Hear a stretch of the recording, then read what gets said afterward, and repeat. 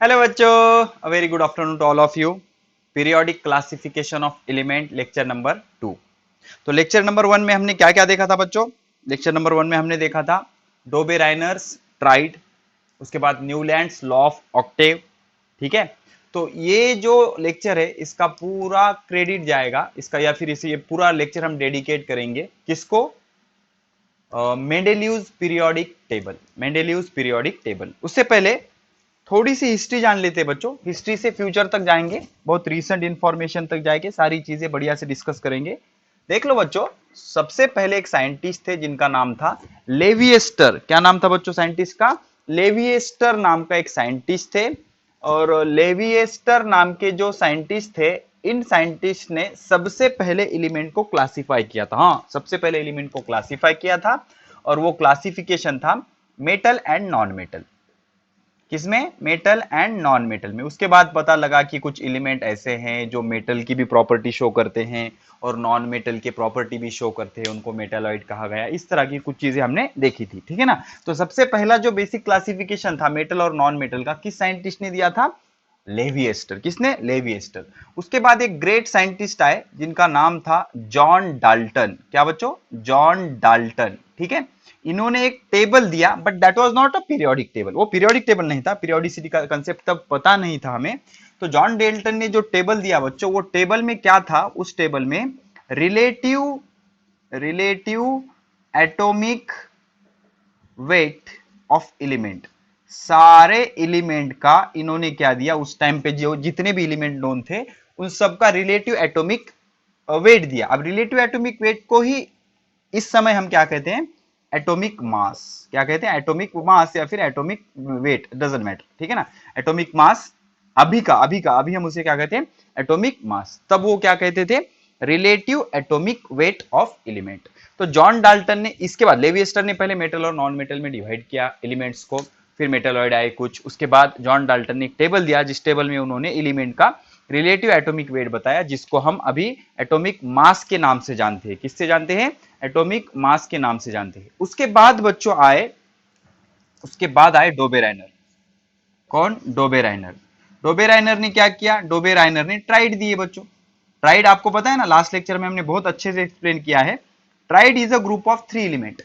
Tried is a group of three element arranged in the increasing order of atomic weight.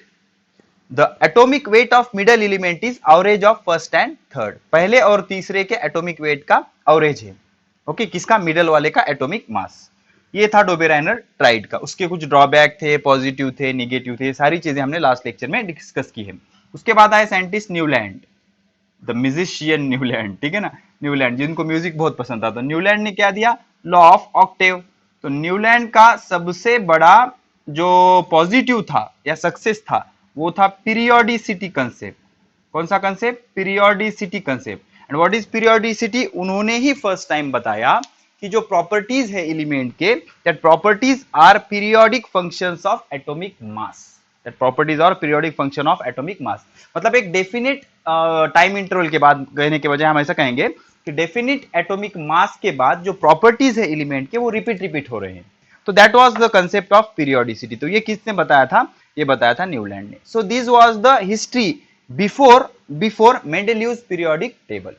तो अब इसके बाद आते हैं हमारे प्यारे से साइंटिस्ट मेंडेलिव। अब मेंडेलिव की भी एक हिस्ट्री है बच्चों, बढ़िया से बता दूंगा मैं आपको, और थोड़ी सी एक्स्ट्रा इंफॉर्मेशन बताऊंगा। एक 15 मिनट हमारे चले जाएंगे, लेकिन आपको फील आएगा, ठीक है ना, थोड़ा सा कॉन्फिडेंस भी आ जाएगा। तो देख लो बच्चों, इंडिपेंडेंटली दो साइंटिस्ट थे। एक साइंटिस्ट का नाम था, जिनका नाम था डिमित्री मेंडेलिव्स। क्या? Dmitri Mendeleev. और दूसरे साइंटिस्ट इंडिपेंडेंटली, दोनों का कोई लेना देना है, चलो बीच में लकीर भी नहीं मारते हम। तो दूसरे जो साइंटिस्ट थे उनका नाम था बच्चों, पहले साइंटिस्ट का नाम क्या था? डिमित्री मेंडेलिव, और दूसरे साइंटिस्ट का नाम था लोथर मेयर। बहुत इंटरेस्टिंग है बच्चों, देख लो, लोथर मेयर। अब इसका और आपके बोर्ड सिलेबस का दूर दूर तक लेना देना नहीं है, लेकिन आपको आना चाहिए, ये चीजें आपको पता होनी जरूरी है। अब उन्होंने अपनी पूरी लाइफ डेडिकेट कर दी, हम उतना पढ़े भी नहीं बच्चों, ओके। तो ये ठीक नहीं होगा। डिमित्री मेंडेलिव और लोथर मेयर, ये जो थे, Dmitri Mendeleev, he is a Russian scientist. Russia से थे ना, तो ये क्या हो गए? Russian scientist. जैसे हम इंडियन है, भारत माता की जय, ओके। रशियन साइंटिस्ट थे। और जो लोथर मेयर थे बच्चों, ये जर्मन साइंटिस्ट थे। अब जर्मन जे से आता कि जी से आता बच्चों? I think G okay, German scientist थे। ओके, जर्मन साइंटिस्ट थे लोथर मेयर। स्पेलिंग का थोड़ा प्रॉब्लम है बच्चों, इंग्लिश बहुत हाई-फाई है ना मेरी।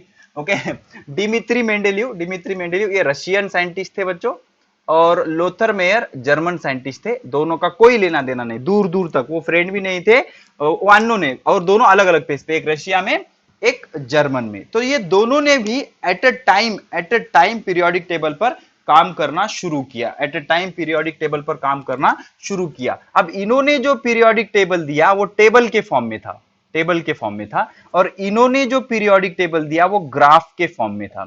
किसके फॉर्म में था? ग्राफ के फॉर्म में था। बस इतना ही डिफरेंस था, लेकिन दोनों का जो डेटा था वो सेम था। एट ए टाइम दोनों ने उस पर स्टडी करना शुरू किया, और जो रिजल्ट मिले दोनों को सेम रिजल्ट मिले। लेकिन प्रॉब्लम यह था बच्चों कि मेंडेलिव साहब ने उसको पब्लिश पहले कर दिया, इसलिए सारी चीजें पेटेंटेड हो गई उनके नाम पर। ठीक है, तो पहले पब्लिश किसने किया? मेंडेलिव। इसलिए आपके सिलेबस में नाम किसका है? मेंडेलिव का है। और हमारे जो बेचारे लोथर मेयर साहब थे, उन्होंने इतना सारा ग्राफिकल अभी क्या किया वो भी मैं बताऊंगा, उस पर भी 10 मिनट हम इन्वेस्ट करेंगे, no problem. German scientist, graph, दोनों का कोई लेना देना नहीं, सेपरेटली वो स्टडी कर रहे हैं पीरियोडिक टेबल पर। तो दोनों को जो कंक्लूजन मिल रहे थे, दोनों को जो ऑब्जर्वेशन कर रहे थे, वो दोनों सेम थे, लेकिन इन्होंने टेबल के फॉर्म में दिया, जो कि ये है बच्चों। क्या, कैसे कैसे, सब चीजें डिस्कस करेंगे, डोंट वरी अबाउट दैट। और इन्होंने जो डिस्कशन दिया वो किसके फॉर्म में था? ग्राफ के फॉर्म में था। और आप जानते हो आपको कौन सा इजी लगता है, ग्राफ या टेबल? ऑब्वियसली टेबल ना बच्चों, ग्राफ रीड करना। पहले ही ग्राफ बोले तो आपका सर अरे क्या सर का ग्राफ, ठीक है ना। चलो, तो लोथर मेयर का थोड़ा सा हम देख लेंगे, 5-10 मिनट उसको डिस्कस कर लेंगे। तो लोथर मेयर ने क्या किया बच्चों? एक ग्राफ प्लॉट किया। Lothar Meyer plotted a graph. He studied the properties of different element, अलग अलग एलिमेंट के प्रॉपर्टीज उन्होंने स्टडी किए और ग्राफ प्लॉट किया। जैसे कि आप जानते हो ग्राफ के लिए कितने वेरिएबल लगेंगे बच्चों? 2 लगेंगे। तो एक पे उन्होंने ले लिया एटॉमिक वॉल्यूम। क्या ले लिया? Atomic volume. और एक पे उन्होंने ले लिया एटॉमिक वेट। क्या ले लिया? Atomic weight. ठीक है, एटॉमिक वेट, एटॉमिक वॉल्यूम और एटॉमिक वेट, ऐसा उन्होंने सारे एलिमेंट का एटॉमिक वेट गिना, एटॉमिक वेट गिना, उसका atomic volume, atomic weight, atomic volume, atomic weight, atomic volume. ठीक है ना, जैसे आप x plus y is equal to 3 ऐसे ग्राफ प्लॉट करते हो ना, तो जैसे एटॉमिक वेट, एटॉमिक वॉल्यूम। तो करस्पॉन्डिंग जब उन्होंने ग्राफ प्लॉट किया तो वो ग्राफ कुछ इस तरह से आया बच्चों। अब मैं रफ ड्रॉ कर रहा हूं, एक्चुअल आपको नेट पे मिल जाएगा। इस तरह का कुछ ग्राफ आया वो। ओके, आप देख लो एक्चुअल ग्राफ, थोड़ा सा अभी और इसमें से चेंजेस दिखेंगे, लेकिन रफ आइडिया की इस तरह का कुछ ग्राफ आया वो। ठीक है, क्या किया लोथर मेयर के और डिमित्री मेंडेलिव दोनों ने ऑब्जर्वेशन करना, एलिमेंट के प्रॉपर्टीज सीखना, उनको क्लासिफाई करना शुरू किया। तो दोनों के ऑब्जर्वेशन सेम थे, दोनों के कंक्लूजन सेम थे, लेकिन दोनों को इंडिपेंडेंटली थे। एक जर्मनी में और एक रशिया में। इन्होंने टेबुलर फॉर्म में दिया, ये उसका फॉर्म था, इन्होंने ग्राफिकल फॉर्म में दिया। तो इनका पढ़ रहे हैं हम, लोथर मेयर का। तो मेयर साहब का क्या कहना था? इन्होंने ग्राफ प्लॉट किया atomic weight versus atomic volume. अब atomic weight versus atomic volume जब इन्होंने प्लॉट किया बच्चों, तो ग्राफ यहां पर सपोज यहां पर आ गया रुबिडियम, ठीक है, या फिर सपोज यहां पर सोडियम, पोटेशियम। ओके, ये सोडियम, उसके बाद ये पोटेशियम, उसके बाद ये रुबिडियम। ठीक है, यहां पर ले लेंगे हम, ये उनका ऑब्जर्वेशन था बच्चों। Chlorine, chlorine, sorry fluorine, chlorine, bromine. यहां पर फ्लोरीन, फ्लोरीन, ये क्लोरीन, फिर ये ब्रोमीन। ठीक है, ये इंक्रीजिंग ग्राफ पे, यहाँ पे ऊपर जाते वक्त यहाँ पे फ्लोरीन, ऊपर जाते वक्त यहाँ पर क्लोरीन, ऊपर जाते वक्त यहाँ पर ब्रोमीन। अब पीक पर इस पीक पर क्या है? सोडियम। देख लो, ये पीक पर सोडियम, ये पीक पर पोटेशियम, ये पीक पर रुबिडियम। ठीक है, उसके बाद जो फॉल है बच्चों, वहां पर क्या है? मैग्नीशियम। इसके पहले फॉल पे यहाँ पर मैग्नीशियम, दूसरे फॉल पे, पीक के बाद फॉल है ना बच्चों, दूसरे फॉल पे क्या आ गया? कैल्शियम। फिर जो तीसरा फॉल था क्या आ गया? स्ट्रोंटियम। ठीक है, अब क्या है बच्चों? लोथर साहब का क्या कहना था, लोथर मेयर साहब का क्या कहना था कि जो एलिमेंट ग्राफ के एक पोजीशन पर है, मतलब देख लो अभी सभी पीक वाले सोडियम, पोटेशियम, रुबिडियम, इन तीनों के प्रॉपर्टीज सेम होंगे, और वो सेम है भी। जो राइज पे है, मतलब जब देखो जहां पर ग्राफ ऊपर जा रहा है, देखो यहां पर ये सारी हैलोजन फैमिली हमें पता है ना, तो इन सारों के प्रॉपर्टीज कैसे होंगे? सेम होंगे। जो फॉल पर है उनके प्रॉपर्टीज कैसे होंगे? सेम होंगे। ऐसा उनका कहना था लोथर मेयर साहब का। लेकिन इसमें प्रॉब्लम क्या था बच्चों कि अब आप कहोगे कितने नीचे, कितने ऊपर, कहां पर, एक फिक्स पोजीशन है क्या? नहीं। तो ये तीन ही फैमिली। अब चौथी फैमिली कैसी आएगी? इसके थोड़ा नीचे, इसके थोड़ा नीचे, इसके थोड़ा नीचे, थोड़ा मिस कितना नीचे, तो ऐसा हम उसको मेजर कर सकते हैं क्या? नहीं। तो इससे स्टडी करना it will be little more difficult than tabular form. ठीक है, तो मोरल ऑफ द स्टोरीज बच्चों, न्यूलैंड के बाद दो साइंटिस्ट ने एलिमेंट्स को स्टडी करना शुरू किया। एक थे डिमित्री मेंडेलीव, दूसरे थे लोथर मेयर, रशिया में, जर्मन में। और ऐसा कहा जाता है कि पीरियोडिक टेबल डिमित्री मेंडेलीव के ख्वाब में आया था। ड्रीम उनको सपना गिरा, रात में सपना गिरा पीरियोडिक टेबल के बारे में, और उन्होंने उस सपने को फॉलो किया। ऑफिशियली ऐसा कहा जाता है बच्चों। और उन्होंने क्या कहा, जो अपने प्लेइंग कार्ड्स होते हैं ना, उस कार्ड्स पे सारे एलिमेंट और उसके एटॉमिक वेट लिखे, उनको ऐसा अरेंज किया। अरेंज करने के बाद देखा कि जो जो एलिमेंट थे उनको एक जगह ले लिया, और उसके बाद जो बन गया वो था पीरियोडिक टेबल।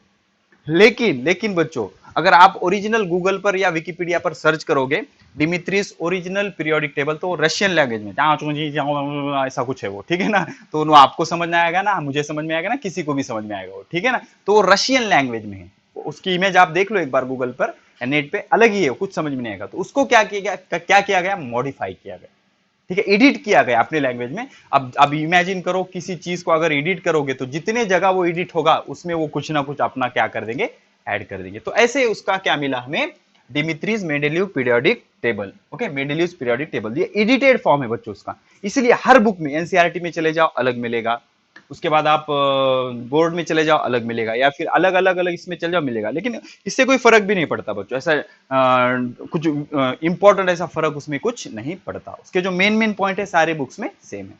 तो दोनों ने डिस्कवरी सेम की, लेकिन किसके नाम से रजिस्टर हुआ ये, डिमित्री मेंडेलीव, बिकॉज उन्होंने पहले पब्लिश कर दिया। तो लोथर मेयर ने कुछ ऐसा किया था, और इसका ड्रॉबैक ये था कि ये ग्राफिकल फॉर्म में था, उसको रीड करना थोड़ा सा डिफिकल्ट जा रहा था। तो टेबुलर फॉर्म दिया किसने दिया, डिमित्री मेंडेलीव ने, जिसको क्या कहते हैं, मेंडेलीव्स periodic table, Mendeleev's periodic table. तो सपने में आया था, फिर उन्होंने प्लेइंग कार्ड्स पर एटॉमिक वेट और उसके प्रॉपर्टीज लिखे, फिर ग्रुप कर दिए। ग्रुप करने के बाद क्या बन गया बच्चों, ग्रुप करने के बाद बन गया पीरियोडिक टेबल। क्या बन गया, पीरियोडिक टेबल, समझ रहे हो। तो ग्रुप करने के बाद फाइनली क्या बन गया, पीरियोडिक टेबल, ठीक है। तो इस तरह से ये चीजें हमारी हो गई। अब हम देखेंगे इसका लॉ क्या है, मेंडेलीव का लॉ क्या है, किस तरह से अरेंज किए, क्या क्या प्रॉब्लम है, ये वैकेंट स्पेस क्यों छोड़े, ये ग्रुप कैसे बना, ये सारी चीजें हम धीरे धीरे पढ़ना शुरू करेंगे। तो सबसे पहले एक चीज हम स्टडी करेंगे बच्चों, जब मेंडेलीव ने स्टडी करना शुरू किया, पॉइंट वाइज धीरे धीरे देखेंगे बच्चों, सारी चीजें नोट करते जाओ। तो मेंडेलीव ने ठीक है ना, अब सपने में आया था उसको, मेंडेलीव को पीरियोडिक टेबल का सपना गिरा। हमें आजकल कैसे कैसे सपने आते हैं बच्चों, ठीक है। तो मेंडेलीव का जो पीरियोडिक टेबल है उन्हें सपने में आया था, ख्वाब देखा था उन्हें, ठीक है, कि मेरा एक सपना है, ठीक है। ओके, तो उनको, मेंडेलीव को ये सपने में आया था। तो जिस टाइम मेंडेलीव ने एलिमेंट स्टडी करना शुरू किए थे, उस टाइम 63 एलिमेंट्स नोन थे बच्चों, 63 एलिमेंट्स नोन थे। अभी भी नोबल गैसेस डिस्कवर नहीं हुए थे, स्कॉट ने बाद में डिस्कवर किया, बताऊंगा मैं, घबराइए मत। तो मेंडेलीव ने जब शुरू किया तो कितने एलिमेंट अवेलेबल थे, 63 एलिमेंट अवेलेबल थे।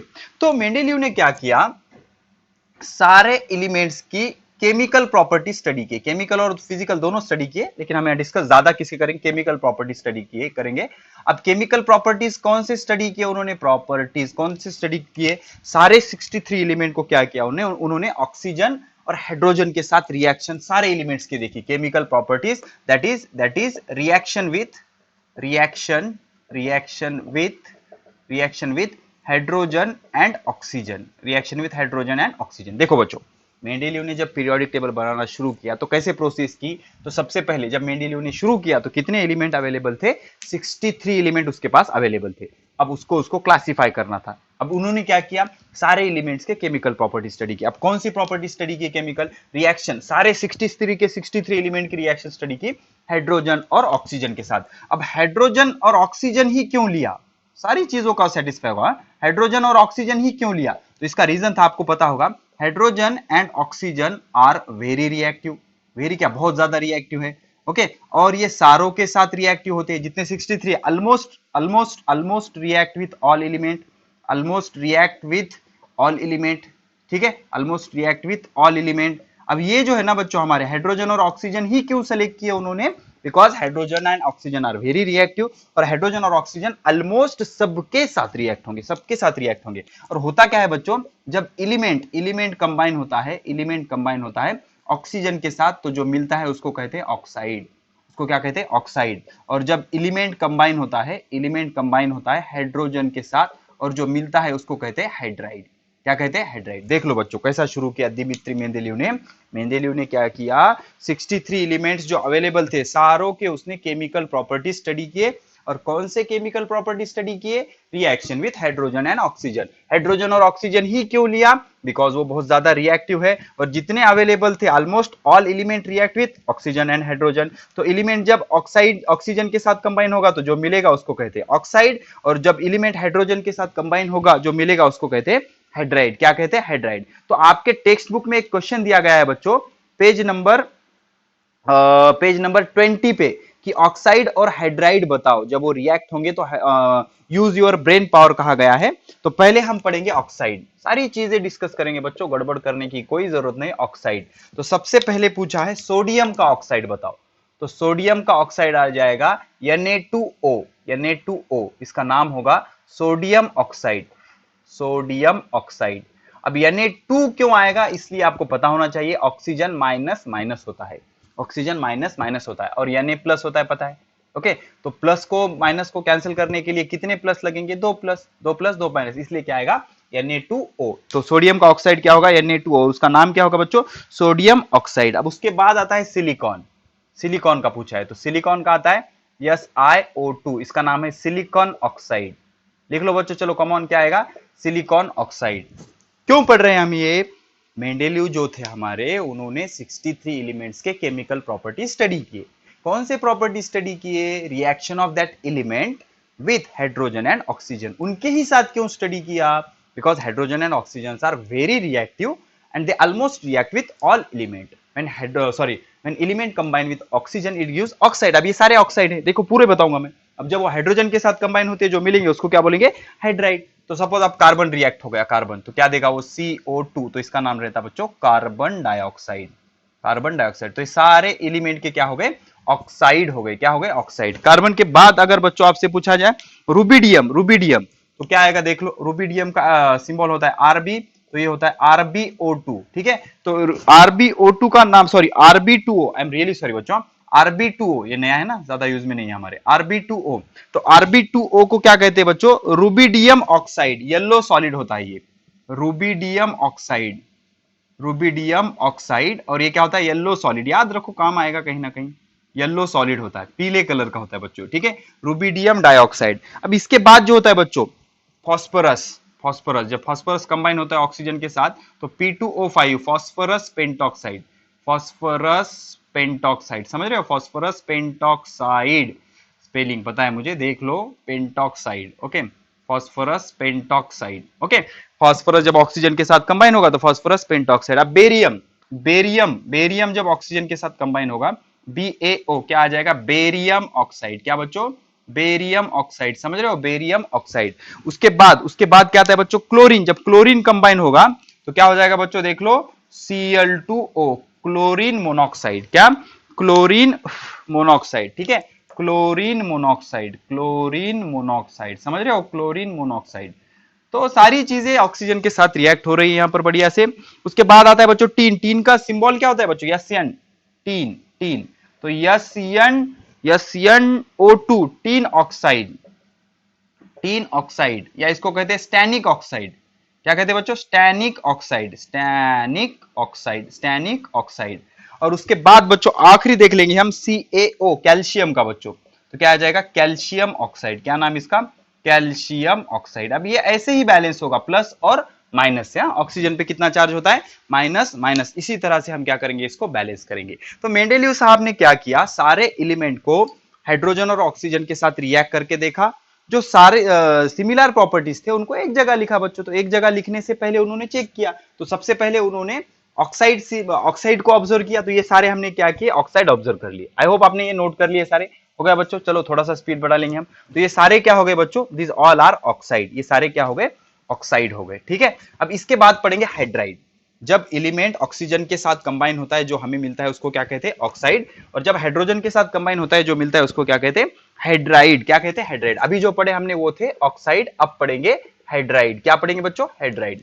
तो देख लो बच्चों, इमेजिन करो कार्बन है, कार्बन का हाइड्राइड क्या हो जाएगा, कार्बन जब हाइड्रोजन के साथ कंबाइन होगा तो कार्बन जब हाइड्रोजन के साथ कंबाइन होता है तो CH4 देता है, इसका नाम होता है बच्चों मीथेन। क्या होता है? मीथेन। उसके बाद आता है सल्फर। जब सल्फर कंबाइन होता है हाइड्रोजन के साथ तो देता है H2S, इसका नाम होता है हाइड्रोजन सल्फाइड। जल्दी जल्दी लिखो, इसका नाम होता है हाइड्रोजन सल्फाइड। तो ये हाइड्राइड है बच्चों। क्या है? हाइड्राइड, जब हाइड्रोजन के साथ कंबाइन होता है, बरोबर है ना। उसके बाद आता है ब्रोमीन। ब्रोमीन ब्रोमीन जब हाइड्रोजन के साथ कंबाइन होगा तो HBr देगा, इसका नाम होगा हाइड्रोजन ब्रोमाइड। आई होप आप सारी चीजें बढ़िया से लिख रहे हो, ठीक है। Hydrogen bromide. उसके बाद आ जाता है बच्चों आर्सेनिक। आर्सेनिक, जब आर्सेनिक कंबाइन होता है हाइड्रोजन के साथ तो ये देता है AsH3। अब कोई एक के साथ रिएक्ट हो रहा है, कोई दो, ये किस पे डिपेंड करेगा? उसके वैलेंसी पे। ओके, इसका नाम होता है आर्साइन। और वैलेंसी क्या होती है? वैलेंस ऑर्बिट में के नंबर ऑफ इलेक्ट्रॉन 8 से 4 से अगर कम है तो वो भी बताऊंगा मैं, घबराइए मत। तो अरसाइन, ये क्या है? अरसाइन। उसके बाद अगर फ्लोरीन है बच्चों, फ्लोरीन, तो क्या मिलेगा? HF, इसका नाम होता है hydrogen fluoride. Hydrogen fluoride, hydrogen fluoride, ठीक है। उसके बाद हम ले लेंगे बच्चों oxygen nitrogen chlorine. Oxygen nitrogen chlorine तो सबको पता है H2O, ये वाटर, वाटर या फिर हाइड्रोजन डाइऑक्साइड, ठीक है। उसके बाद नाइट्रोजन के साथ बच्चों NH3, अमोनिया, सबको पता है क्या मिलेगा? अमोनिया मिलेगा। उसके बाद आ जाता है क्लोरीन। क्लोरीन के साथ अगर हाइड्रोजन जाएगा तो ये देगा हाइड्रोजन क्लोराइड। हाइड्रोजन क्लोराइड, समझ रहे हो? तो ये सारे क्या मिल गए? हाइड्राइड और ऑक्साइड। क्या मिल गए बच्चों? हाइड्राइड और ऑक्साइड। तो मेंडेलीव ने बेसिकली क्या किया, जो 63 एलिमेंट उस टाइम पे अवेलेबल थे, सारों की रिएक्शन उसने चेक की और चेक करने के बाद उसे मिले हाइड्राइड और ऑक्साइड। तो जब एक तरह के हाइड्राइड और एक तरह के ऑक्साइड जिस भी एलिमेंट के साथ उसको मिले, उसने उसको क्लासिफाई कर दिया। मतलब कैसा? देख लो, इमेजिन करो, इमेजिन करो। अब ये देख लो बच्चों, ये पीरियोडिक टेबल, ये मेंडेलीव का पीरियोडिक टेबल है, इसके बारे में आपको समझाऊंगा। जो वर्टिकल कॉलम है ना, वर्टिकल कॉलम है ना, उसको क्या कहते हैं? Group. That is called age group. क्या कहते हैं उसको? ग्रुप कहते हैं। अब ऐसे ग्रुप उसने कौन से बेसिस पे ग्रुप बनाए, अब इसके बारे में हम थोड़ी सी चीजें पढ़ेंगे बच्चों। तो देख लो, उसको कहना होगा मेरिट्स ऑफ पीरियोडिक टेबल। या फिर हम पहले क्या करेंगे बच्चों, एक लॉ पढ़ लेंगे। कौन सा law? Mendeleev's periodic law. Mendeleev's periodic law. तो मेंडेलीव का पीरियोडिक लॉ क्या कहता है, देख लो बच्चों। तो मेंडेलीव ने क्या किया? मेंडेलीव ने क्या किया? अरेंज, अरेंज लिखो, arrange all 63 elements, all 63 elements in increasing order of atomic mass। सबसे पहले उसने क्या किया?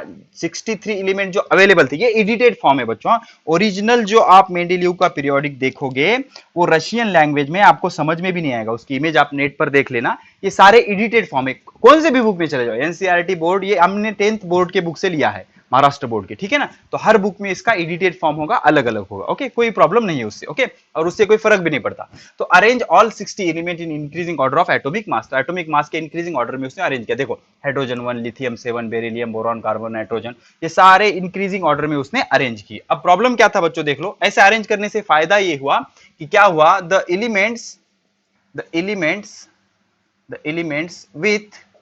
with similar properties are present in same vertical column। it is called group। उसको क्या कहा उसने? ग्रुप का। समझ रहे हो आप? मतलब जो भी एलिमेंट के प्रॉपर्टीज सेम थे, सबसे पहले तो उन्होंने जितने भी 63 एलिमेंट थे उसको उसने क्या किया? इंक्रीजिंग ऑर्डर में अरेंज किया। अब ऐसे अरेंज किया कि जो एलिमेंट जिसके प्रॉपर्टीज सेम थे वो एक कॉलम में आ गए। जैसे देखो, हाइड्रोजन, लिथियम। अब ये क्या है सर?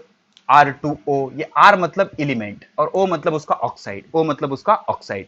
तो अगर हाइड्रोजन का ऑक्साइड आप बनाओगे तो क्या मिलेगा? H2O। लेकिन सर आपने तो ऐसे लिखा है, कैसे? H2O। तो ये ओल्ड फॉर्म है ना बच्चों। पहले जो सफिक्स होता था वो ऊपर लिखा जाता था, but nowadays suffix is written like this. तो H2O हम ऐसे लिखते थे, लेकिन पहले ऐसे लिखते थे, ठीक है। अब वो अपडेशन हो गया ना, तो ये समझ में आ गया आपको? तो H2O। तो लिथियम होगा तो Li2O, सोडियम होगा तो Na2O। समझ रहे हो ना? सोडियम का ऑक्साइड कैसे होता है? Na2O। तो जिस भी Na2 R2O फॉर्म के ऑक्साइड, ये सारे एलिमेंट क्या करते हैं? R2O टाइप के ऑक्साइड बनाते हैं। अब ये RO मतलब क्या होगा? ये सारे मेटल और ऑक्सीजन। ये सपोज कैल्शियम ऑक्साइड क्या होता है? CaO। समझ रहे हो, CaO मैग्नीशियम ऑक्साइड, MgO, तो इनको एक ग्रुप में डाल दिया उन्होंने, एक ग्रुप में डाल दिया। जिंक ऑक्साइड ZnO, ठीक है ना, ये एक ग्रुप में डाल दिया। अब R2O3 टाइप के, मतलब सपोज Al एल्यूमिनियम, एल्यूमिनियम है तो क्या आ जाएगा ये Al2O3, Al2O3, समझ रहे हो, एल्यूमिनियम का ऑक्साइड क्या होता है Al2O3, ठीक है। तो अब ये ऊपर क्यों लिखा है सर, तो पहले ऐसा फैशन था बच्चों, जो सफिक्स होता था, मतलब जो बाद में लिखते हैं वो ऊपर लिखते थे, but nowadays it is written to the base of the element. अब क्या करते हैं, उसको बेस में लिखते हैं। तो इस तरह से अब ये हाइड्राइड है, अब यहाँ पर डैश क्यों लिखा है, बिकॉज ये हाइड्राइड नहीं फॉर्म करते, इसलिए यहाँ पर डैश है। और ये RH4 मतलब C, carbon CH4, silicon SiH4, titanium TiH4, समझ रहे हो। तो इस तरह से उन्होंने वर्टिकल कॉलम बनाए और उन्होंने क्या किया, ऑक्साइड और हाइड्राइड के प्रॉपर्टी स्टडी की, ऑक्सीजन और हाइड्रोजन की रिएक्शन करके ऑक्साइड और हाइड्राइड पढ़े, और उससे उन्होंने क्या किया, वर्टिकल ग्रुप्स बनाए, और एक ग्रुप्स के सारे एलिमेंट के प्रॉपर्टी कैसी थी, सेम थी। अब कौन सा भी एक ग्रुप उठा लो आप, उसकी रिएक्शन हाइड्रोजन के साथ करो तो वो क्या करेगा, RH3 टाइप का हाइड्राइड बनाएगा, NH3 PH3 VH3 ASH3 NBH3 SBH3 TAH3। अगर ऑक्साइड होगा तो N2O5 P2O5 V2O5 AS2O5। इस तरह से उन्होंने उसको क्लासिफाई कर दिया और उसको नाम क्या दे दिया उन्होंने, ग्रुप्स नाम दे दिया। तो एक ग्रुप में के सारे एलिमेंट के प्रॉपर्टीज कैसे थे, सेम थे, क्या थे, सेम थे। तो इस तरह से काम करना शुरू किया किसने, मेंडेलीव ने। किसने शुरू किया, मेंडेलीव ने, ठीक है। तो ये सारी चीजें हो गई मेंडेलीव के पीरियोडिक टेबल की बेसिक। अब उसका लॉ क्या था बच्चों, मेरे मेंडेलीव का लॉ क्या था वो देख लेंगे पहले। मेंडेलीव का जो लॉ था वो देख लेंगे, उसके बाद मेरिट्स और डीमेरिट्स, ठीक है, मेरिट्स और डीमेरिट्स देखेंगे, ठीक है। तो मेंडेलीव का जो लॉ था बच्चों, वो क्या लॉ था, the properties of elements are periodic function of their atomic masses. Okay, लिखो मेंडेलीव्स पीरियोडिक लॉ, मेंडेलीव्स अरे यार स्पेलिंग का क्या क्या सर, आपको स्पेलिंग भी नहीं आती। मेंडेलीव्स पीरियोडिक लॉ। पीरियोडिक मतलब क्या बच्चों, जो चीज एक स्पेसिफिक इंटरवल या स्पेसिफिक टाइम के बाद रिपीट होती है उसको क्या कहते हैं, पीरियोडिक। तो मेंडेलीव का पीरियोडिक लॉ क्या था बच्चों, लॉ कुछ इस तरह से था, the properties of element, properties of element are periodic function of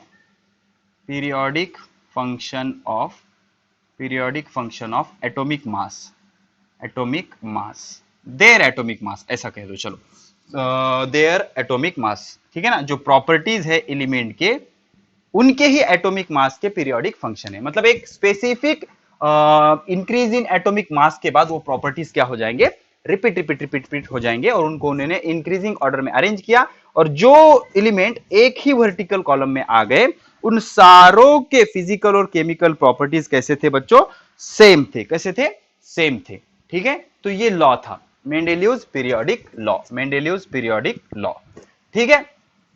अब आ जाते हैं हम इसके मेरिट्स और डीमेरिट्स पे, ठीक है। तो थोड़ा सा हम रिवाइज कर लेंगे चीजों को, बढ़िया से देख लो बच्चों क्या हुआ था। जब न्यूलैंड ने लॉ ऑफ ऑक्टेव दिया तो वो सारे एलिमेंट को अप्लीकेबल नहीं था। तो दो साइंटिस्ट थे जिन्होंने फिर से पीरियोडिक टेबल को स्टडी करना शुरू किया, लोथर मेयर, उनके बारे में हमने पढ़ा, और दूसरे जो साइंटिस्ट थे रशियन साइंटिस्ट डिमित्री मेंडेलीव। अब डिमित्री मेंडेलीव का जो पीरियोडिक टेबल है वो है रशियन लैंग्वेज में, आपको भी समझ में नहीं आएगा, मुझे भी समझ में नहीं आएगा, वो इमेज है उसकी, आप नेट पे देख सकते हो। तो ये उसका एडिटेड फॉर्म है, इसलिए हर बुक में अलग अलग मिलेगा। तो क्या किया मेंडेलीव ने, बेसिकली मेंडेलीव ने ऑक्सीजन और हाइड्रोजन सेलेक्ट किया, और जो 63 एलिमेंट उस टाइम पे अवेलेबल थे, उन सारे 63 एलिमेंट की रिएक्शन उसने ऑक्सीजन और हाइड्रोजन के साथ कर डाली। ऑक्सीजन के साथ करने पर आपको मिलेगा ऑक्साइड, और हाइड्रोजन के साथ करने पर मिलेगा हाइड्राइड। तो एक ही तरह के हाइड्राइड और ऑक्साइड जो दे रहे, उनको उसने इस तरह से अरेंज किया कि वो एक कॉलम में आ जाए, और उन्होंने ऑब्जर्व किया कि उन सारों के प्रॉपर्टीज कैसे आ रहे थे, सेम आ रहे थे। कैसे आ रहे थे, सेम आ रहे थे, ठीक है। अब करते हैं दो इंपॉर्टेंट क्वेश्चन, उसके बाद देखेंगे मेरिट्स एंड डीमेरिट्स क्वेश्चन। अब पहला क्वेश्चन ये है बच्चों, there are some vacant places in Mendeleev's periodic table, which are the places and which are their period and which are their column. Okay, क्या कह रहा है, कुछ वैकेंट प्लेसेस है, वैकेंट प्लेस है पीरियोडिक टेबल में, आपको उसका एटॉमिक वेट बताना है, उसके बाद उसका पीरियड बताना है, और उसके बाद उसका ग्रुप बताना है। पीरियड मतलब जो हॉरिजॉन्टल नंबर होता है ना बच्चों, ये देखो एक period number 1, period number 2, period number 3, period number 4, ये पीरियड हो गए। और जो वर्टिकल है उसको क्या बोलेंगे? ग्रुप। क्या बोलेंगे? ग्रुप। तो वैकेंट प्लेसेस कौन कौन से दिख रहे हैं आपको? देखो ये वैकेंट है, ठीक है, ये वैकेंट है, ठीक है, ये वैकेंट है, ठीक है। उसके बाद किधर गया बॉस? वैकेंट। और ये देखो ये वैकेंट है, ये वैकेंट है, ठीक है। तो आपको ये बताना है, तो उसका जो वैकेंट है बच्चों, तो वैकेंट ये 44 वाला, चलो 44 वाला, 44 वाला। तो इसका पीरियड कितना हो जाएगा? इसका पीरियड हो जाएगा 4, एटॉमिक वेट 44, पीरियड कितना? 4, और ग्रुप कितना होगा इसका? 3। पीरियड कितना होगा? 4, ग्रुप कितना होगा? 3। सेकंड वन 72 ले लो, चलो 72। तो 72 वाले का पीरियड कितना हो गया? 5। कितना हो गया? 5। 5 के बाद पीरियड कितना होगा? 5। ग्रुप कितना हो गया? ग्रुप 4। ग्रुप इज 4 लिखा हुआ है ना यहाँ पे, ग्रुप 4, ठीक है। अब उसके बाद 72 हो गया, अब ले लेंगे 100 वाला, ये भी ले सकते हो, डजंट मैटर, 100 वाला, ठीक है। इसका एटॉमिक वेट कितना? 100। तो 100 वाले का पीरियड, पीरियड मतलब हॉरिजॉन्टल लाइन, कितना है? 6। कितना है? 6। और इसका जो ग्रुप है वो ग्रुप कितना है? 5 6 7 7, ठीक है। ग्रुप कितना है? 7, ठीक है बच्चों, इस तरह से। तो पीरियड और ग्रुप, पीरियड और ग्रुप। तो वैकेंट प्लेसेस उन्होंने छोड़े थे, क्यों छोड़े थे देखेंगे हम। तो ये सारे वैकेंट प्लेसेस है पीरियोडिक टेबल में, और उसके एटॉमिक मास या फिर एटॉमिक वेट, और उसका पीरियड नंबर और ग्रुप नंबर। हॉरिजॉन्टल लाइन को बोलेंगे पीरियड, वर्टिकल कॉलम को बोलेंगे ग्रुप। सेकंड क्वेश्चन ऐसा था, due to uncertainty of, uncertainty मतलब अनिश्चितता, मतलब उसका कोई फिक्स है क्या? नहीं। Due to uncertainty, due to uncertainty, अनिश्चितता मतलब fix, non fix, uncertainty of names, of names, some symbols are written. Some symbols, कौन से सिंबल? क्वेश्चन मार्क लिखा गया है कुछ एलिमेंट के पहले। जैसे कि यहां पर आ जाओ, देख लो बच्चों, यट्रियम, इसके पहले क्वेश्चन मार्क लिखा है, बिकॉज ये फिक्स है क्या? इसकी पोजीशन है, इसका नेम फिक्स है क्या? नहीं। उसके बाद ये देखो, ये डी आई, इसका नाम, इसके नेम के बारे में आंसर। ये सेरियम, इसके पहले क्वेश्चन मार्क लिखा है, बिकॉज इसका नाम फिक्स है क्या? नहीं। बिकॉज ये देखो इरिडियम, ठीक है। उसके बाद ये लैंथानम, इसके नेम में अनसर्टेनिटी है, इसलिए उसके सिंबल के पहले क्या लिखा गया है? Question mark. उसका रीजन पूछा है हमें, ठीक है। तो कुछ वैकेंट प्लेसेस है, उनका हमने एटॉमिक वेट बताया, पीरियड बताया, ग्रुप बताया। पीरियड मतलब हॉरिजॉन्टल, ग्रुप मतलब वर्टिकल। उसके बाद due to uncertainty some symbols are there before which question mark is there. उसका मीनिंग क्या है बच्चों? कि उसका जो नेम है वो फिक्स है क्या? नहीं, उसका नेम फिक्स नहीं है, ठीक है। तो ये दो चीजें हमने देख ली। तो इसमें से हमें दो चीजें समझ आई, कौन कौन सी? जो क्वेश्चन मार्क था वो क्यों लिखा गया था? बिकॉज उसका नेम फिक्स है क्या? नहीं। और दूसरी चीज, कुछ वैकेंट स्पेस उन्होंने, वैकेंट प्लेस उन्होंने छोड़े, क्यों छोड़े देखेंगे अब हम। तो अब हम पढ़ने जा रहे हैं merits of Mendeleev's periodic table. Merits, merits of Mendeleev, Mendeleev's periodic table, periodic table, periodic table, ठीक है। Merits of Mendeleev periodic table, merits of Mendeleev periodic table. अब due to lack of space, जगह available नहीं ना, तो एक ही पढ़ेंगे हम, एट ए टाइम एक ही पढ़ेंगे, ठीक है। तो क्या है बच्चों, देख लो। Number 1, atomic weight, atomic weight of some of the element, some of the element, element is corrected, is corrected to give them, to give them a correct place, correct place in periodic table, in periodic table according to, according to their properties, their properties, ठीक है। क्या किया गया बच्चों? कुछ element ऐसे थे जिनका एटॉमिक वेट करेक्ट किया गया, जैसे कि बेरिलियम। बेरिलियम का जो पहले एटॉमिक वेट था वो था 14.09। अब ये हर बुक में अलग अलग है बच्चों, 14.09 था, उसको करेक्ट करके कितना किया गया? 9.4, और इसको बोरॉन के पहले जगह दी गई। बोरॉन, इसके प्रॉपर्टीज कहां पर फिट बैठ रहे थे? बोरॉन के पहले। किधर का? देख लो, देख लो, देख लो, यहां पर ये बोरॉन है, बोरॉन 11, बोरॉन 11। अगर इसका एटॉमिक वेट 14.09, पहले इसका एटॉमिक वेट कितना था? 14.09। तो 14.09 मतलब ये यहां पर कहीं आ जाता, वो 14.09 मतलब यहां पर आ जाता हो। तो उसके प्रॉपर्टीज किसके सिमिलर होते? Phosphorus, vanadium, arsenic, niobium, SB, tantalum, bismuth, इस तरह के होने चाहिए थे। लेकिन उसने क्या ऑब्जर्व किया, जो बेरिलियम है, बेरिलियम, उसके प्रॉपर्टीज इन ग्रुप के एलिमेंट के साथ, सॉरी, इन ग्रुप के एलिमेंट के साथ मैच हो रहे हैं। मतलब जैसे बेरिलियम के प्रॉपर्टीज है वैसे मैग्नीशियम के है, कैल्शियम के है, जिंक के है, स्ट्रोंटियम के है, कैडमियम के है। तो उसने क्या किया, मेंडेलिव ने क्या किया, इसका एटॉमिक वेट चेंज कर दिया।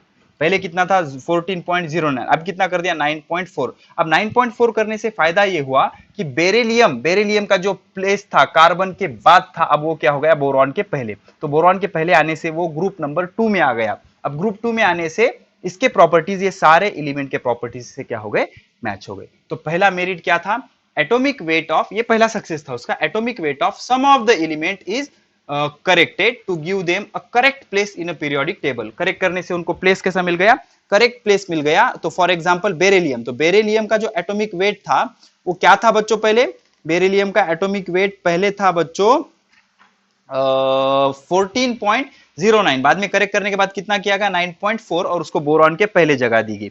ऐसे ही इंडियम, गोल्ड और प्लेटिनम, ये अब आपके बुक में नहीं है, इंडियम, ऑरियम मतलब गोल्ड और प्लेटिनम, इनका भी atomic weight according to their properties change किया गया और उनको प्रॉपर प्लेस दिया गया according to their properties, according to their properties, तो उनके प्रॉपर्टीज के हिसाब से उनको प्लेस दिया गया। ठीक है, तो ये इसका पहला सक्सेस था, ये पहला मेरिट था किसका, मेंडेलिव्स पीरियोडिक टेबल का।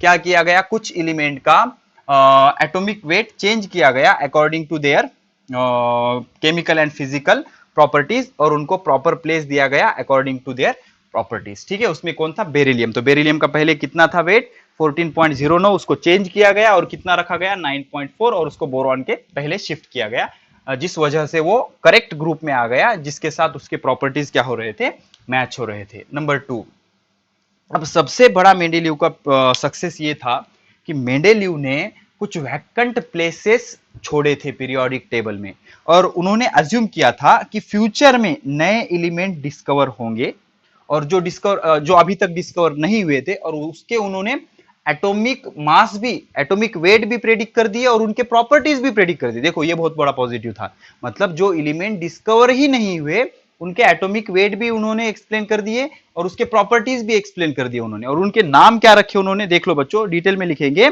मेंडेलीव केप्ट, देख लो Mendeleev kept some vacant places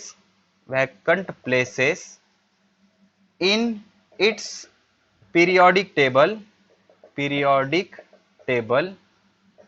in its periodic table। उसके बाद these unknown and for the not discovered element at that time, element, ये ज्योतिषी की तरह होगा ना बच्चों, एलिमेंट एट दैट टाइम, मतलब उस टाइम पे अभी तक वो एलिमेंट डिस्कवर नहीं हुए थे, उनके बारे में इन्होंने उनका फ्यूचर बता दिया, और उसके नाम भी रख डाले उन्होंने।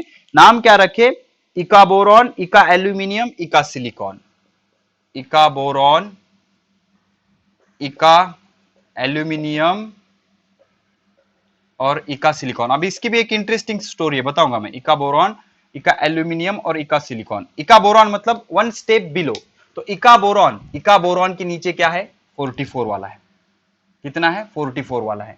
इका एल्यूमिनियम 1 स्टेप बिलो, तो 1 स्टेप बिलो एल्यूमिनियम का एक स्टेप छोड़ के उसके बिलो कौन सा है 68 वाला, कौन सा है 68 वाला। इका सिलिकॉन, ये देखो सिलिकॉन एक स्टेप छोड़ दो उसके नीचे है 72 वाला। अब ये इका मतलब 1 स्टेप बिलो, एक स्टेप नीचे। इका इज अ संस्कृत वर्ड। अब इसकी भी एक स्टोरी है बच्चों, क्या है, उस टाइम पे मेंडेलीव के एक फ्रेंड थे जो संस्कृत में बहुत एक्सपर्ट थे। हाँ, no it's a true story. Mendeleev के एक दोस्त थे जो संस्कृत के बहुत बड़े एक्सपर्ट थे, संस्कृत के पंडित थे।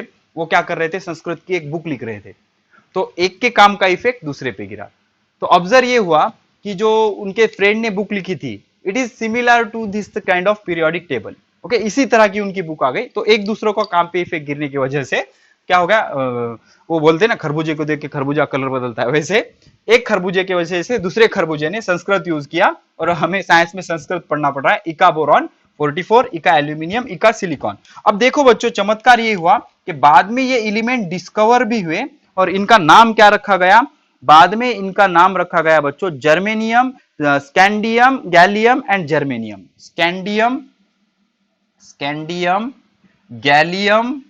Gallium and germanium. ठीक है, बाद में इनका नाम क्या रखा गया, scandium, gallium and germanium, scandium, gallium and germanium. Scandium, gallium and germanium. Scandium, gallium and germanium. इका का मीनिंग समझ गया ना, one step below, one step below. तो बोरॉन का वन स्टेप बिलो, एल्यूमिनियम का वन स्टेप बिलो, ठीक है ना, इस तरह से। तो बाद में ये जो एलिमेंट डिस्कवर हुए इनका नाम भी रखा गया। Not only this, their properties where also predicted. अब क्या किया गया था, इनका सिर्फ एग्जिस्टेंस ही नहीं, not only this but their properties were also predicted। मतलब सिर्फ इनका जो एग्जिस्टेंस था वही प्रेडिक्ट किया गया था क्या? नहीं, इनके प्रॉपर्टीज भी प्रेडिक्ट किए गए थे। और कमाल ये हुआ बच्चों कि उनके जो प्रॉपर्टीज थे वो एग्जैक्टली मैच हुए। Which match with scandium, gallium and germanium property. ठीक है, मतलब क्या हुआ बच्चों, मेंडेलीव ने क्या किया था, उसके पीरियोडिक टेबल में कुछ वैकेंट स्पेस छोड़े थे और उनका उन्होंने नाम रखा था संस्कृत की तरह। इका बोरॉन, बोरॉन के एक स्टेप नीचे, एल्यूमिनियम के एक स्टेप नीचे, सिलिकॉन के एक स्टेप नीचे, ऐसा नाम रखा था उसका। Not only existence but also their properties भी उन्होंने एक्सप्लेन कर दिए थे। तो बाद में जाके ये एलिमेंट डिस्कवर हुए, तो जैसे कि मेंडेलीव ने बताया था उनके प्रॉपर्टीज वैसे ही ऑब्जर्व हुए, सिर्फ उनके नाम बाद में उन्होंने चेंज कर दिए। ठीक है, और इका का मीनिंग क्या होता है, one step below, and that is Sanskrit word, और उनके दोस्त की देन थी बच्चों, सोबत गुण संगत गुण। ठीक है ना, तो ये था उसकी सेकंड प्रॉपर्टीज, ओके, या फिर सेकंड मेरिट कह सकते हो इसको। ठीक है, अब इसके बाद आए बच्चों, अब इसके बाद भी एक बहुत इंटरेस्टिंग स्टोरी है। अब कुछ दिनों के बाद क्या हुआ बच्चों, साइंटिस्ट स्कॉट आए, स्कॉट नाम के एक साइंटिस्ट आए, उन्होंने नोबल गैसेस डिस्कवर किए बच्चों। कौन से गैसेस डिस्कवर किए, नोबल गैसेस। स्कॉट नाम के साइंटिस्ट थे, उन्होंने नोबल गैसेस डिस्कवर किए। नोबल मतलब क्या, जो किसी के साथ रिएक्ट नहीं होते, ओके, नोबल गैसेस डिस्कवर किए, हेलियम, क्रिप्टॉन, जेनॉन, रेडॉन, और इसलिए इनको नोबल प्राइज भी मिला, बच्चों। स्कॉट नाम का जो साइंटिस्ट थे उनको नोबल प्राइज भी मिला नोबल गैसेस की वजह से। लेकिन मेंडेलीव को नोबल प्राइज नहीं मिला। लेकिन इनका ये अचीवमेंट था मेंडेलीव का कि बच्चों, बहुत सारे जो एटॉमिक रिसर्च सेंटर है, एटॉमिक रिसर्च सेंटर आज भी जहां पर बच्चे रिसर्च करते हैं एलिमेंट्स पे, उनके नाम इनके नाम पर रखे गए। और एक अचीवमेंट ये था कि जिस एलिमेंट का एटॉमिक नंबर 101 है बच्चों, 101 जिसका एटॉमिक नंबर है, एटॉमिक वेट नहीं, बाद में वो बताऊंगा मैं आपको, एटॉमिक नंबर जिसका 101 है, उसका नाम इनके नाम पर रखा गया, मेंडेलीवनियम। मतलब जब तक ह्यूमंस चलेंगे, कोरोना वायरस सारा कब खत्म हो जाएगी पता नहीं, लेकिन जब तक चलेंगे तब तक 101 एलिमेंट को मेंडेलीवनियम के नाम से पहचाना जाएगा। तो ये इनका अचीवमेंट था। लेकिन उनको नोबेल प्राइज मिला क्या? नहीं। तो स्कॉट ने क्या किया बच्चों, नोबेल गैसेस डिस्कवर किए। तो नोबेल गैसेस को डिस्कवर किए तो उनके प्रॉपर्टीज किसी भी ग्रुप से मैच नहीं हो रहे थे, तो उनको सेपरेट ग्रुप में रखा गया और उस ग्रुप को नाम क्या दिया गया, जीरोथ ग्रुप। क्या नाम दिया गया, zeroth group. Okay, when noble gases, तीसरा पॉजिटिव ये था बच्चों, when Nobel gases are discovered, then they are placed in separate group। क्यों सेपरेट ग्रुप? बिकॉज उनके प्रॉपर्टीज किसी के साथ भी मैच नहीं हो रहे थे, बिकॉज वो किसी के साथ, वो ऑक्सीजन के साथ रिएक्ट ही नहीं होते। नोबेल गैसेस ऑक्सीजन के साथ रिएक्ट ही नहीं होते, तो ऑक्साइड और हाइड्राइड बनाने का सवाल ही पैदा नहीं होता। Separate group called zeroth group. तो मेंडेलीव ने क्या कर दिया, उनको सेपरेट ग्रुप में रख डाला और उसको नाम क्या दिया उन्होंने, जीरोथ ग्रुप। क्या नाम दिया, जीरोथ ग्रुप। ठीक है, और इस वजह से क्या हुआ, हमारा जो ओरिजिनल पीरियोडिक टेबल था वो डिस्टर्ब हुआ क्या? नहीं, separate group without disturbing the original periodic table. Original periodic table को डिस्टर्ब करने के बजाय उन्होंने उसको सेपरेट ग्रुप में रख दिया। तो ये क्या थे बच्चों, मेंडेलियस पीरियोडिक टेबल के मेरिट्स थे। ठीक है, अब ये पीरियोडिक टेबल आपको समझ गया। अब एक चीज याद रखो, ये ब्रैकेट क्यों मारे बच्चों इन्होंने ऐसे, बिकॉज जो कॉपर है बच्चों मेटल है, सिल्वर है जो मेटल है, गोल्ड है वो मेटल है। मेटल को वो साइड होना चाहिए, लेकिन वो अल्कली मेटल के साथ फर्स्ट ग्रुप में आया, इसलिए उसको किस में लिखा है, ब्रैकेट में लिखा है। तो ये आपको ड्रॉबैक में आ जाएगा। तो अब पढ़ेंगे डीमेरिट्स या drawback, drawback of Mendeleev's periodic table. MPT मतलब मेंडेलीव्स पीरियोडिक टेबल। आप पूरा लिखो बच्चों, drawback of Mendeleev's periodic table. Mendeleev's periodic table के ड्रॉबैक पढ़ेंगे बच्चों, मेंडेलियस पीरियोडिक टेबल के ड्रॉबैक। सबसे पहला ड्रॉबैक ये था बच्चों, the whole number atomic mass of cobalt and nickel are same. देखो पहले लिख लो, the whole number atomic mass of cobalt and nickel are same, hence there is ambiguity मतलब अनिश्चितता, ambiguity मतलब वो श्योर नहीं थे, unsurety, ambiguity about their position, ambiguity about their sequence मतलब पहले किसको लिया जाए इस बारे में एम्बिगिटी थी, अनश्योरेंस था। देखो बच्चों, इसीलिए इनको ग्रुप किया गया। ये चार चार एलिमेंट एक जगह क्यों रखे गए? बिकॉज इनके एटॉमिक मास के बारे में एम्बिगिटी है कि किसको पहले ले किसको बाद में ले, इसलिए उनको एक ही ग्रुप में रखा। किसने? मेंडेलियव ने। जैसे कि देख लो, कोबाल्ट 59 है, निकेल भी 59 है, तो किसको पहले ले? ठीक है। उसके बाद देख लो, रूबेडियम रोडियम 104 104, उसमें भी एम्बिगिटी है। इसकी भी क्या है बच्चों? एम्बिगिटी, किसको पहले किसको बाद में, इसके बारे में इसकी एम्बिगिटी थी, मतलब अनश्योरेंस था, इसलिए उसको क्या करे, एक ग्रुप में उन्होंने रख दिए। लेकिन फिर भी इनके बारे में कुछ कंफर्म कहा जा सकता था क्या? नहीं। ठीक है, तो इस तरह से ये पहला इसका ड्रॉबैक था कि कोबाल्ट और निकेल, उसके बाद रूबेडियम रोबियम, इनका भी बच्चों जो होल नंबर एटॉमिक मास था वो सेम था, तो पहले किसको लिखे इसके बारे में प्रॉब्लम था, ड्रॉबैक था। उसके बाद आते हैं बच्चों आइसोटोप्स। आइसोटोप्स किसको कहते हैं? The elements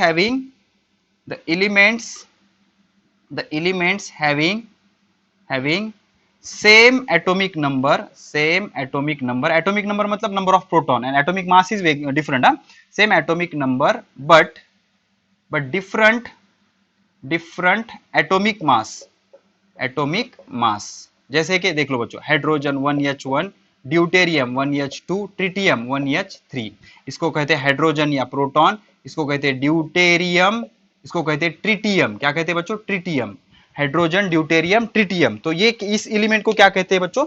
isotopes. They are commonly called as isotopes. ठीक है, इनको कहते हैं isotopes. Having same atomic number but different mass number, इसको क्या कहते हैं? आइसोटोप्स। आपको 9th स्टैंडर्ड में बढ़िया से हो गया होगा। तो अब ये जो पीरियोडिक टेबल बना था, ये बना था कि एटॉमिक मास के बेसिस पे बना था। तो अब एटॉमिक मास के बेसिस पे बना, तो इस हिसाब से हाइड्रोजन के 3 पोजीशन होने चाहिए, 1H1 वाला यहाँ पर, 1H2 वाला यहाँ पर, 1H3 वाला यहाँ पर। लेकिन ऐसा था क्या? नहीं, सारे एटॉमिक मास को इन्होंने एक ही जगह पोजीशन दी थी, तो अपने ही रूल को इन्होंने ब्रेक किया। ठीक है ना। Isotopes were discovered long time after the Mendeleev's periodic table. Isotopes were discover after long time of Mendeleev's periodic table, तो मेंडेलिव पीरियोडिक टेबल के बहुत दिनों बाद आइसोटोप्स डिस्कवर हुए। तो आइसोटोप्स को position, there is challenge to place isotopes in Mendeleev's periodic table. तो Mendeleev के पीरियोडिक टेबल में उनको प्लेस करना मुश्किल था। ठीक है, बाद में चेंज हुआ वो रूल, देखेंगे हम मॉडर्न पीरियोडिक टेबल में। तो इस हिसाब से अब कहां प्लेस करें हाइड्रोजन को? यहां। फिर हाइड्रोजन को प्लेस करें तो हाइड्रोजन के क्या 3 पोजीशन होंगे फिर? ठीक है ना। या फिर आप देख लो ऑक्सीजन 8 16 और ऑक्सीजन 8 18, कुछ इस तरह का आइसोटोप्स होता है। तो ऑक्सीजन को क्या सेपरेट 2 पोजीशन देनी चाहिए, क्या करनी चाहिए? तो इस तरह से इसका भी प्रॉब्लम आया। तो आइसोटोप्स को पोजीशन करना, आइसोटोप्स को प्लेस देना, ये भी मुश्किल हुआ। किसमें? मेंडेलिव्स पीरियोडिक टेबल में। पहले तो होल नंबर कोबाल्ट निकेल का प्रॉब्लम क्रिएट हुआ, उसके बाद किसका प्रॉब्लम क्रिएट हुआ? आइसोटोप्स का। किसका? आइसोटोप्स का। बाद में वो चेंज हुआ और बाद में पता लगा साइंटिस्ट को, उन्होंने पीरियोडिक लॉ ही चेंज कर दिया मॉडर्न पीरियोडिक टेबल में कि the properties of elements are not periodic functions of atomic mass but atomic number. मतलब क्या बच्चों? ये जो है ना 1H1 1H2 1H3, तो मॉडर्न लॉ क्या कहता है? जो प्रॉपर्टीज है वो इसके फंक्शन नहीं होते। अभी तक क्या चल रहा है? प्रॉपर्टीज इसके फंक्शन होती है। इसको क्या कहते हैं? Atomic mass. क्या कहते हैं? Atomic mass. और ये जो नीचे होता है इसको क्या कहते हैं? Atomic number. क्या कहते हैं? Atomic number. तो मॉडर्न पीरियोडिक टेबल में क्या हुआ कि उन्होंने लॉ चेंज कर दिया। उन्होंने क्या कहा? The properties of elements are periodic functions of their atomic number not atomic mass. तो इस वजह से सारे आइसोटोप्स को एक ही पोजीशन आएगी, किसमें, मॉडर्न पीरियोडिक टेबल में। लेकिन मेंडेलीव के पीरियोडिक टेबल में आइसोटोप्स को प्लेस करना मुश्किल गया, because isotopes have different mass number. अब उसके बाद देख लो बच्चों, थर्ड वन क्या था बच्चों, increase in atomic number, increase in atomic number नहीं बच्चों, एटॉमिक वेट या फिर atomic mass, increase in atomic mass in Mendeleev's periodic table is not uniform, hence it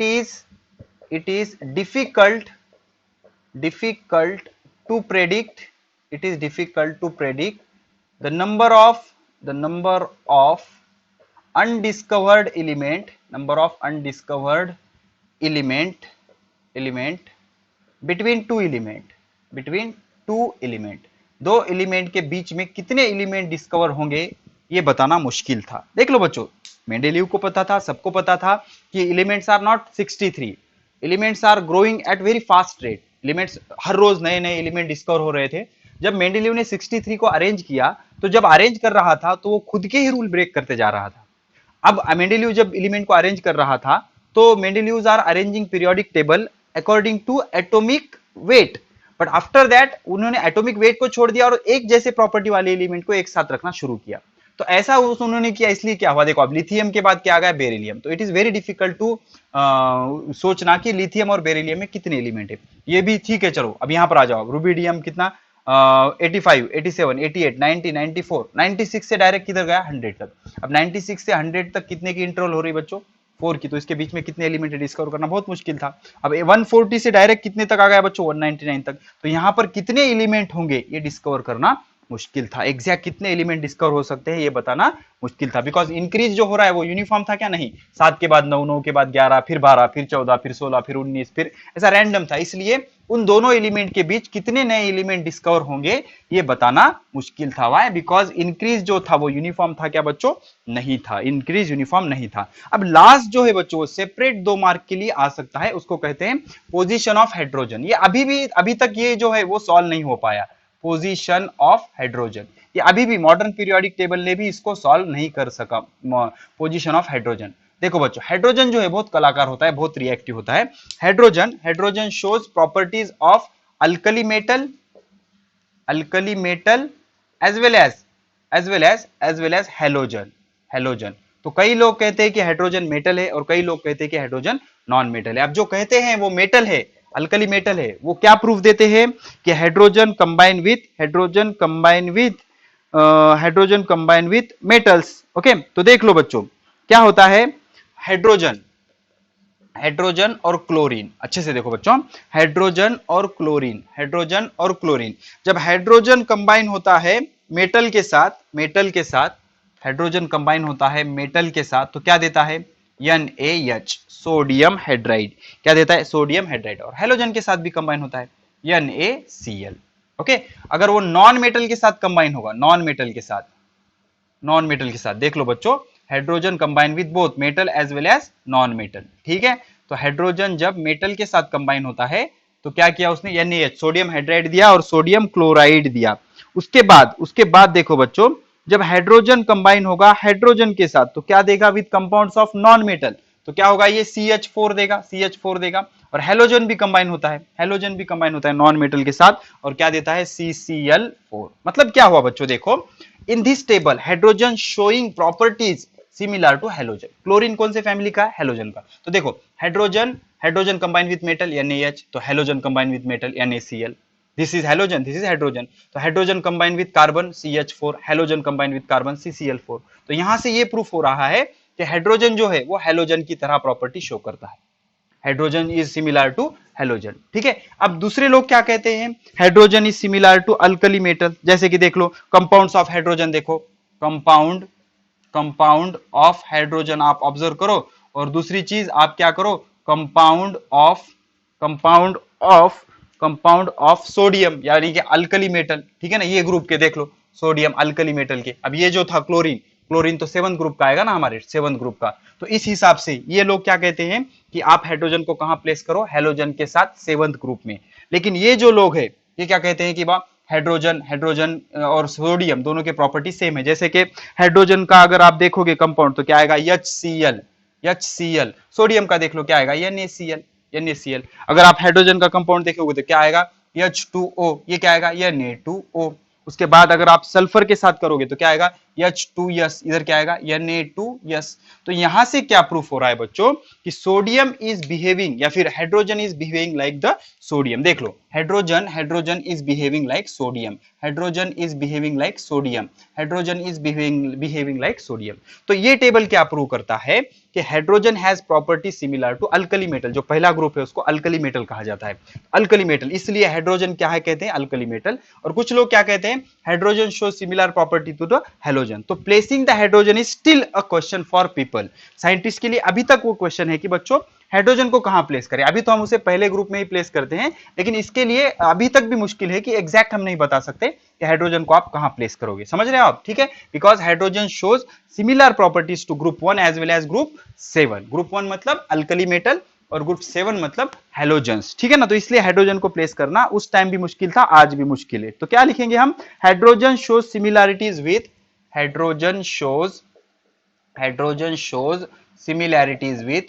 similarities with group 7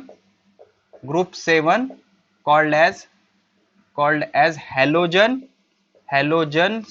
मतलब chlorine bromine fluorine as well as group 1 जिसको क्या कहते हैं alkali metal. hence it is difficult to place hydrogen। अब hydrogen को कहां place करें फिर, with group first alkali metal या फिर with group 7 halogens, with group 7 halogens. तो ये कुछ प्रॉब्लम उस टाइम पे भी क्रिएट हुए थे जो अभी तक भी सॉल्व नहीं हुए। ये जो हेलोजन और इस वाला प्रॉब्लम है वो अभी तक भी सॉल्व हुआ क्या बच्चों, नहीं हुआ। तो इस तरह से इसको प्लेस करना अभी तक क्या गया बच्चों, मुश्किल गया। अभी तक हम हाइड्रोजन को प्लेस नहीं कर पाए, लेकिन अभी हम उसको कहां प्लेस करते हैं, विथ अल्कली मेटल्स।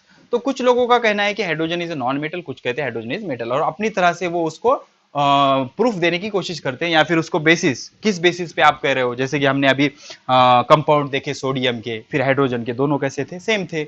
या फिर हमने क्लोरीन के देखे और हाइड्रोजन के देखे तो दोनों में सिमिलैरिटी आ रही थी। तो इस तरह से एक बहुत बड़ा कंफ्यूजन क्रिएट हुआ कि हाइड्रोजन को कहां प्लेस किया जाए। तो फाइनली उन्होंने ग्रुप 1 में प्लेस कर दिया हाइड्रोजन को, लेकिन अभी तक लोगों ने एग्जैक्ट रीजन नहीं दे पाए कि हाइड्रोजन को कहां प्लेस करना है, ठीक है। तो इस तरह से कुछ ड्रॉबैक आए। तो ये क्या था बच्चों, मेंडेलियव्स पीरियोडिक टेबल। मेंडेलियव ने 63 एलिमेंट को अरेंज किया। उन्होंने क्या किया, 63 एलिमेंट को हाइड्रोजन और ऑक्सीजन के साथ कंबाइन किया, हाइड्राइड और ऑक्साइड बनाए। तो जो एलिमेंट एक तरह के ऑक्साइड दे रहे थे उनको एक कॉलम में उन्होंने लाकर डाला और उस कॉलम को नाम दिया ग्रुप। जो हॉरिजॉन्टल लाइन थी उसको नाम दिया उन्होंने पीरियड। क्या नाम दिया, पीरियड। और सबसे बड़ा अचीवमेंट ये था बच्चों कि एक ग्रुप के जो एलिमेंट थे उनकी वैलेंसी कैसी थी, सेम थी। वैलेंसी कैसी थी, सेम थी। वैलेंसी मतलब combining capacity of element, 9th standard में था आपको। Combining capacity of element is called as valency. क्या, वैलेंसी मतलब जो ग्रुप 1 में एलिमेंट होंगे सारे एलिमेंट की वैलेंसी कितनी होगी, 1। ये दिख रहा है कि आपको सारे एलिमेंट की वैलेंसी कितनी होगी, 1। मतलब उसके वैलेंस ऑर्बिट में, आखिरी ऑर्बिट में कितने इलेक्ट्रॉन होंगे, 2। जो सेकंड ग्रुप में होंगे उसके वैलेंसी कितनी होगी, 2। जो थर्ड ग्रुप में उसके वैलेंसी कितनी होगी, 3। जो फोर्थ ग्रुप में उसकी वैलेंसी कितनी होगी, 4। अब 4 से ज्यादा जब वैलेंसी होती है, मतलब वैलेंस ऑर्बिट में अगर 4 से ज्यादा इलेक्ट्रॉन हो जाए तो वैलेंसी कैसे फाइंड आउट करते हो, 8 माइनस दैट नंबर।